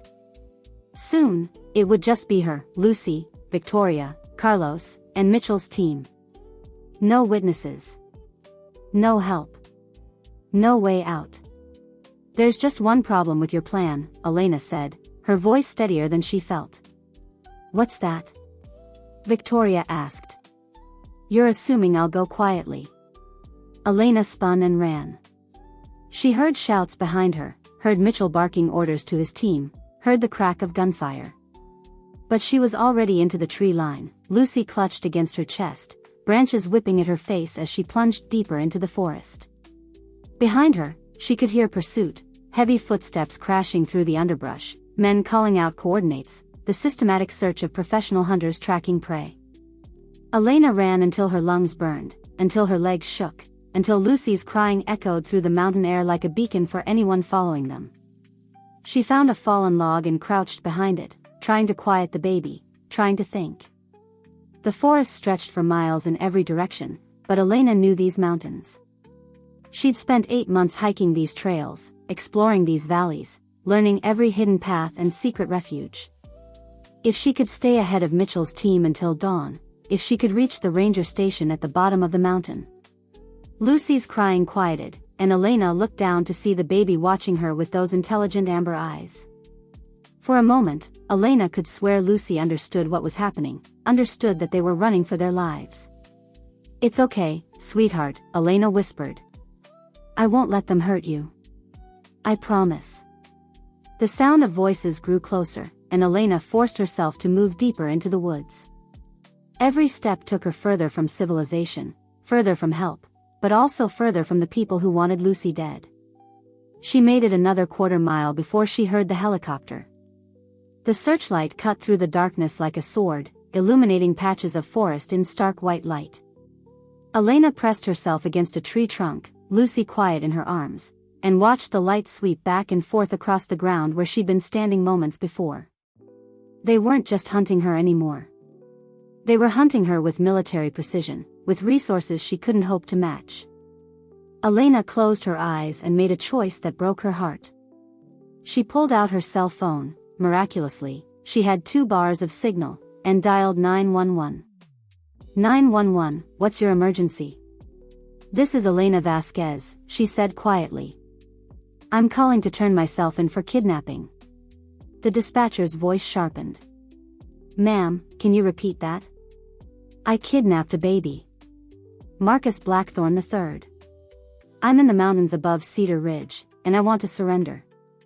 Elena's voice cracked. But I want to speak to the FBI. Not local police. The FBI. Ma'am, stay on the line. We're tracing your location. Elena hung up and powered off the phone. She had maybe 20 minutes before the authorities arrived, 20 minutes before she lost Lucy forever. 20 minutes to say goodbye to the only child she would ever have the chance to mother. She held Lucy close, breathing in that sweet baby smell, memorizing the weight of the small body against her chest, the trust in those amber eyes. I'm sorry, she whispered. I'm so sorry I couldn't save you. Lucy made a soft sound, almost like she was trying to comfort Elena instead of the other way around. When the FBI arrived, they found Elena sitting on the fallen log, Lucy sleeping peacefully in her arms, both of them waiting quietly in the darkness. Elena surrendered without resistance, watched as they took Lucy away in a car seat that appeared from nowhere, watched as Carlos stepped out of the shadows to claim his daughter with tears of relief streaming down his face. Elena, he said as the FBI agents cuffed her hands behind her back, I want you to know this wasn't personal. It was just business. Elena met her brother's eyes and saw nothing there she recognized. Nothing of the boy who had protected her from neighborhood bullies, nothing of the young man who had worked 2 jobs to help pay for their grandmother's medication. I know, she said quietly. That's what makes it so much worse. 3 months later, Elena sat in a county jail cell, awaiting trial for kidnapping, extortion, and attempted murder. The newspapers called her the Mountain Kidnapper, a disturbed woman who had snatched an innocent baby and tried to ransom her for millions. The evidence against her was overwhelming. Edited recordings of her confessing to the crime. Victoria's tearful testimony about Elena's threats and demands. Carlos's heartbreaking account of a sister driven mad by guilt and desperation. Elena's public defender was young, overworked, and convinced of her guilt. The media had already tried and convicted her in the court of public opinion. Her own recorded confession to the 911 dispatcher would be the centerpiece of the prosecution's case. Elena didn't care about any of that. She only cared about the message she'd received 2 days ago, smuggled in through a guard who had been paid to look the other way. Lucy was sick. Very sick. Carlos had taken her to the Cayman Islands as planned, but he'd been too busy setting up shell companies and offshore accounts to notice that the baby's breathing had become labored again. Too focused on claiming the Blackthorn fortune to realize that Lucy's lips were turning blue, that she was sleeping too much, eating too little. By the time he'd bothered to take her to a doctor, Lucy was in critical condition.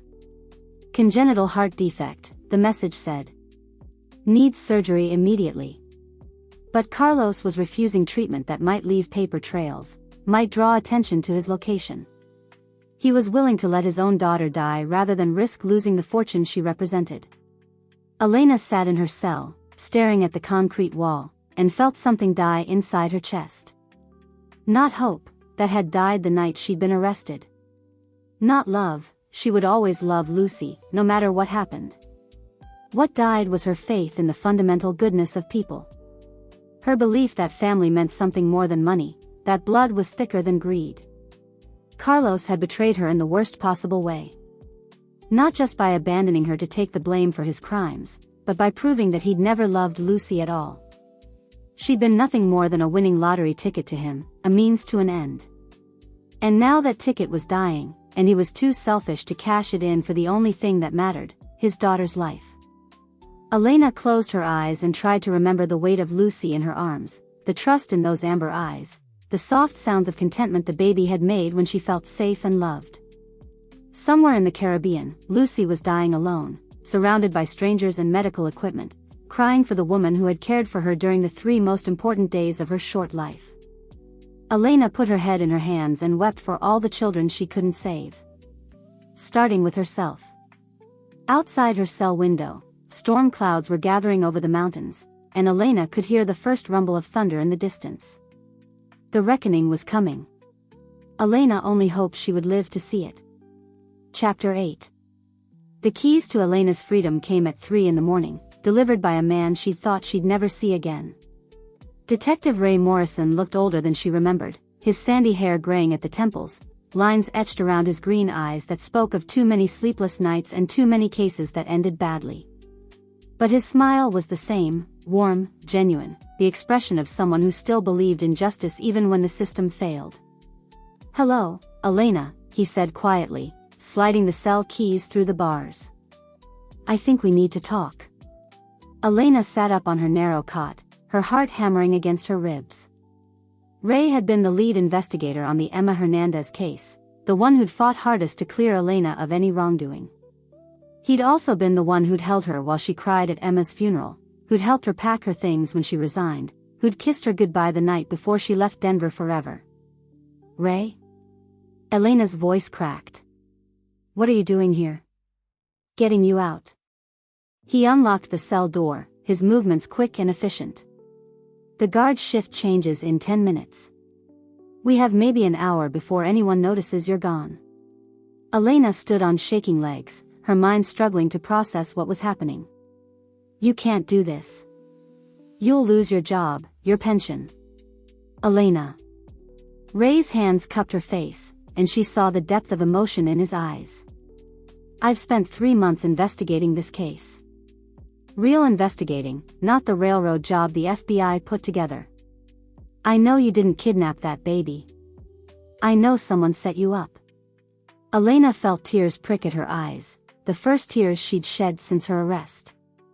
For 3 months, she'd been surrounded by people who believed the worst of her, who saw her as nothing more than a deranged kidnapper. To have someone, anyone, believe in her innocence felt like a lifeline thrown to a drowning woman. "How did you find out?" she asked. Ray pulled her out of the cell, his hand warm and steady on her arm. "The same way I always find out things. I followed the money." They moved quickly through the jail's corridors, Ray's badge and familiar face getting them past the few guards they encountered. Elena's heart pounded with each step, waiting for alarms to sound, for shouts of pursuit. But they made it to Ray's unmarked sedan without incident, and soon they were driving through the pre-dawn darkness, the jail's lights fading behind them. "Victoria Blackthorn made some interesting financial moves in the weeks leading up to your arrest," Ray said as they hit the highway. "Shell companies, offshore accounts, payments to some very unsavory characters." Elena buckled her seatbelt with hands that shook from adrenaline and hope. "You found proof?" "I found breadcrumbs. But breadcrumbs leading to a very interesting trail." Ray's jaw tightened. "Your brother took that baby to Mexico. Cancun, specifically. He's been living like a king while she..." Ray's voice trailed off. "While she what?" Elena demanded. Ray pulled out his phone and showed her a photograph that made her blood turn to ice. It was Lucy, her Lucy, but the baby looked nothing like the healthy, alert child Elena remembered. She was pale, listless, connected to medical equipment in what looked like a private clinic. "Heart surgery," Ray said quietly. "Emergency procedure 3 days ago. The doctors say she might not make it."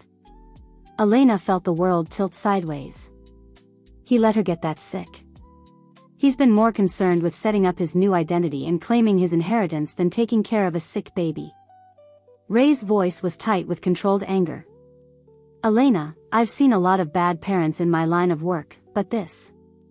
Elena stared at the photograph, memorizing every detail of Lucy's small face. The baby looked so fragile, so alone, surrounded by machines and strangers while her father partied with blood money.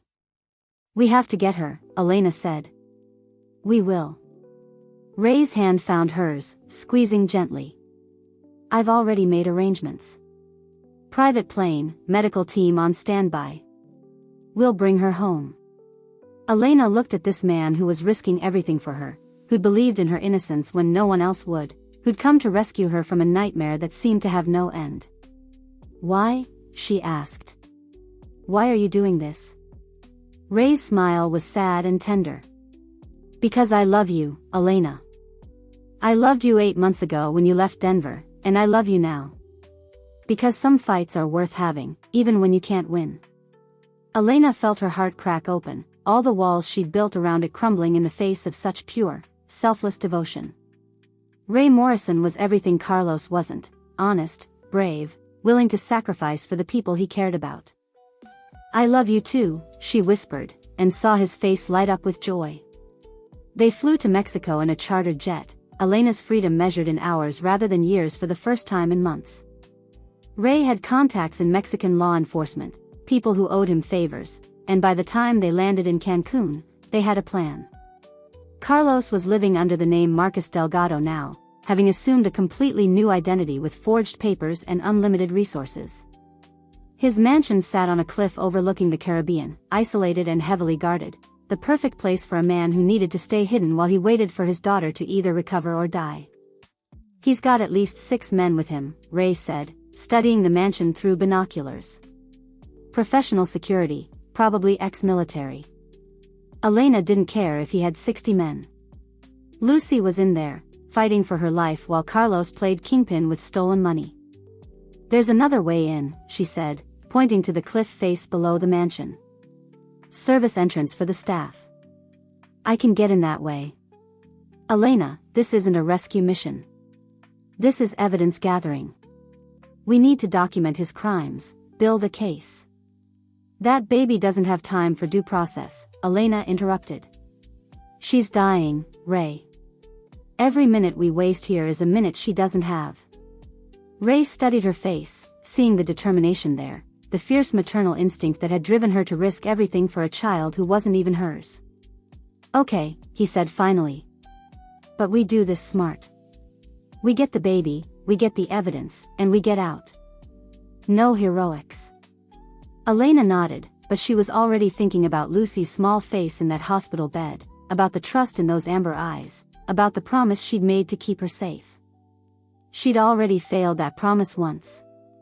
She wouldn't fail again. They made their move at sunset, when the changing of the guard would provide maximum confusion.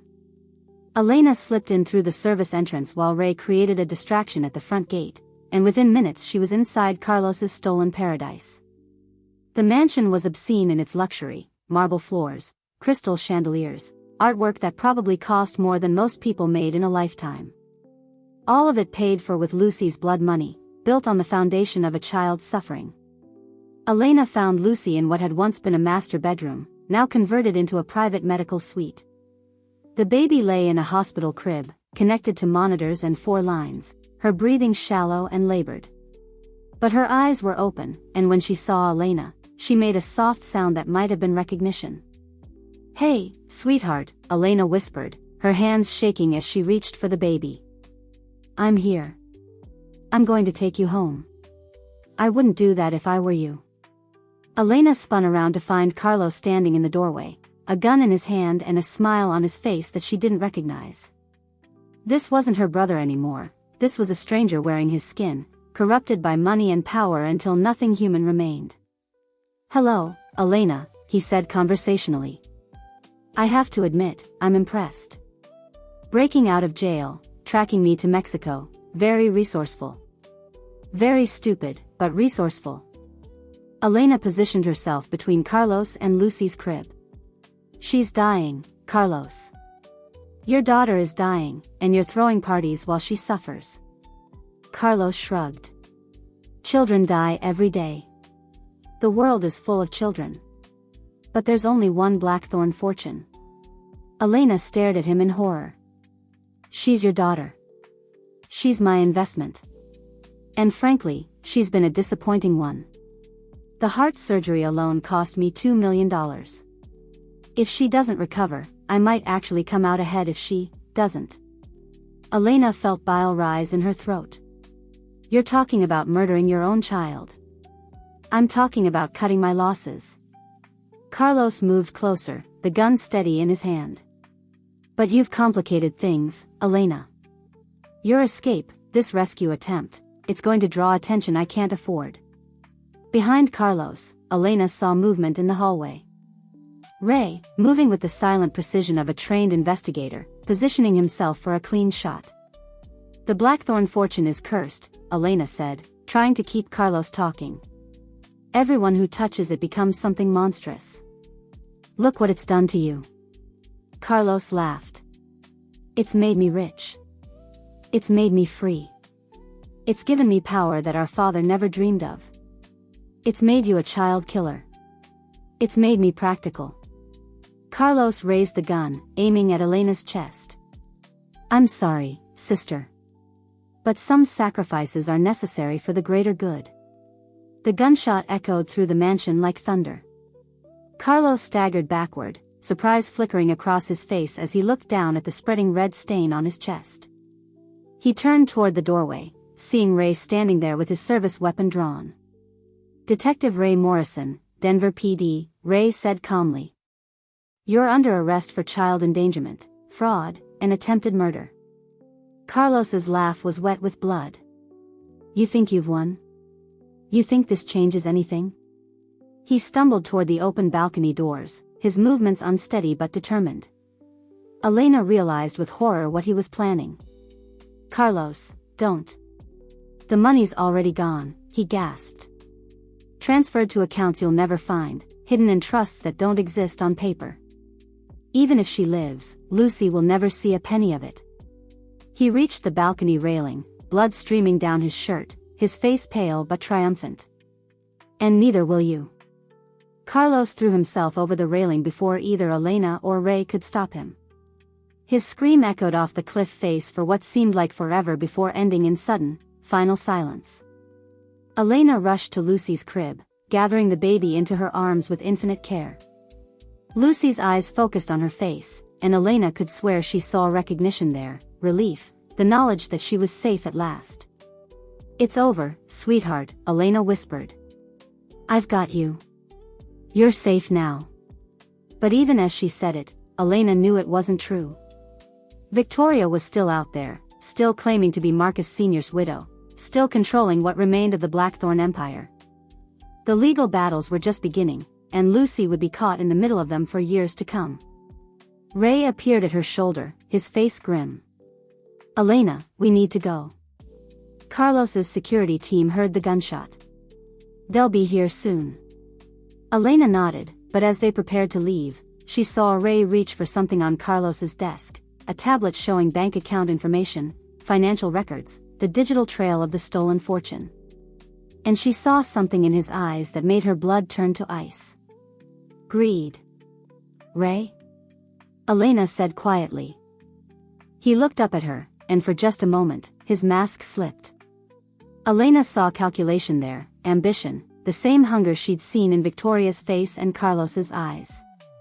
"You know," Ray said conversationally, "with Carlos dead and Victoria's marriage proven fraudulent, Lucy's going to need a guardian. Someone trustworthy. Someone with law enforcement credentials." Elena's arms tightened around Lucy. "Someone like you?" Ray's smile was gentle, loving, and absolutely terrifying. "I've been working with Theodore Grayson's people for months, Elena. They're very interested in establishing a guardianship arrangement that benefits everyone involved." Elena felt the world collapse around her again. Ray Morrison, the man she loved, the man who'd risked everything to save her, was just another predator circling Lucy's fortune. "You planned this," Elena whispered. "All of it. The jailbreak, the rescue, getting me to trust you." "I planned to save you," Ray said, and she could hear genuine emotion in his voice. "That part was real, Elena. My feelings for you are real. But the baby, she represents security. For both of us.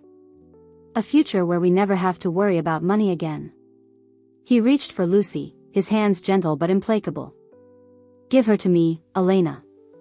Let me take care of everything." Elena looked at this man she'd loved, this man who'd been her last hope for happiness, and saw the same corruption that had destroyed everyone else who'd come near the Blackthorn fortune. She thought about Emma Hernandez, about all the children she hadn't been able to save. She thought about Lucy's trust, about those amber eyes that had never looked at her with anything but love. She thought about the choice she'd made 3 months ago in a jail cell, to protect this child no matter what it cost her. Elena backed toward the balcony, Lucy secure in her arms. "Elena," Ray said, his voice sharp with warning. "Don't do anything stupid." Elena looked down at Lucy, who was watching her with perfect trust, perfect faith that Elena would keep her safe. "I'm sorry," Elena whispered to the baby. "I'm sorry the world is so full of monsters." Then she looked at Ray, seeing the man she'd loved disappearing behind the predator he'd always been. "But I'm not one of them." Elena pulled out Carlos's laptop, the one containing all his financial records, all the evidence of where the Blackthorn fortune had gone. With one swift motion, she hurled it over the balcony, watching it shatter on the rocks below. "Elena, no." Ray lunged for her, but she was already moving. She grabbed the tablet from the desk, the backup drives, every piece of electronic equipment in the room. One by one, she destroyed them all, wiping out years of financial planning and hidden transfers. "You're destroying billions of dollars." Ray shouted. "Good," Elena said calmly. "Let it burn. Let all of it burn." She looked at Lucy, who was watching the destruction with those intelligent amber eyes. "Money like that is poison, sweetheart. It turns everyone it touches into something they never meant to be." Ray made one last desperate lunge for the baby, but Elena was ready. She sidestepped, and Ray's momentum carried him toward the balcony railing. For a moment, he teetered on the edge, his eyes wide with panic. Elena could have saved him. Could have reached out, pulled him back to safety. Instead, she held Lucy closer and watched the man she'd loved fall into the same darkness that had claimed her brother. The Blackthorn fortune died with Ray Morrison, scattered to the wind like ashes from a funeral pyre. Elena looked down at Lucy, who had gone quiet in her arms, those amber eyes fixed on Elena's face with absolute trust. "It's just us now," Elena whispered. "No money, no empire, no inheritance. Just us." Lucy smiled, the first real smile Elena had ever seen from her, and reached up to touch Elena's face with one tiny hand. Outside, sirens were wailing in the distance. Soon, there would be questions, investigations, legal battles that would take years to resolve. Elena would probably go back to prison, and Lucy would end up in the foster system, another child lost in the machinery of bureaucracy and indifference. But for this moment, in this room overlooking the Caribbean, Elena held her niece close and felt something she hadn't experienced in 8 months. Peace. The Blackthorn Empire was dead, burned to ash by the woman who'd loved one small child more than all the money in the world. Elena closed her eyes and listened to Lucy's steady breathing, to the sound of waves crashing against the cliff below, to the approaching sirens that would carry them both toward an uncertain future. She'd chosen love over money, protection over profit, a child's life over her own happiness. It was the easiest choice she'd ever made. And for the first time since Emma Hernandez died in her arms, Elena Vasquez felt like she'd finally done something right. The baby in her arms sighed contentedly, and Elena knew that whatever came next, Lucy would never again be treated as a commodity, never again be valued for anything other than the perfect, irreplaceable child she was. The price of love, Elena realized, was everything. It was also the only thing worth paying. Thank you for listening to this story. Like, share and subscribe for more.